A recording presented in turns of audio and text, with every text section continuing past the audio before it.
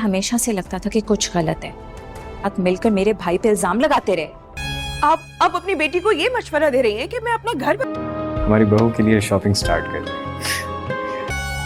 अगर आपको कोई काम है तो आप बता दीजिए। बस अब तुम भी तैयार हो जाओ।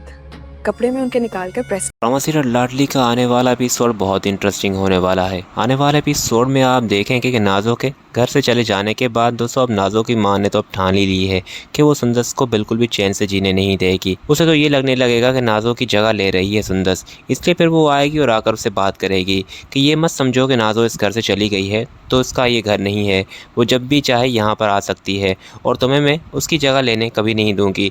तो वो उसे कहेगी कि आंटी आपको क्यों लगता है कि मैं ऐसा चाहूँगी, ये मेरा भी घर है और मैं आपको अपनी माँ की तरह समझती हूँ और मैंने कभी कोई बुरा इरादा नहीं रखा है इस घर में और मैंने कभी कोई बुरी नीयत से इस घर में कोई काम नहीं किया।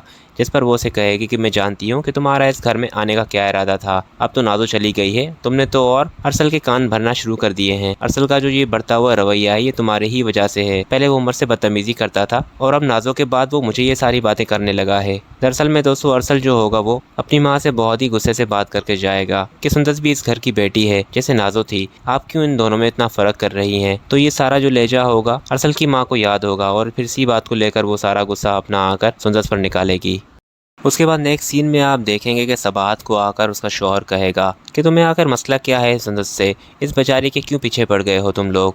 तो वो उसे कहेगी कि आप लोगों को तो सिर्फ मेरी ही बातें बुरी लगती हैं, ये जो भोला चेहरा लेकर सबको बेवकूफ़ बना रही है, क्या आपको इसकी चालाकी नहीं दिख रही। तो वो उसे कहेगा फ़िलहाल तो जो गलत दिख रहा है मुझे मैं उसी को ही कहूँगा, तुम लोगों ने इसका जीना हराम कर दिया है, ये भी इस घर की बेटी है, बहू है, इसकी इज्जत करना सीखो।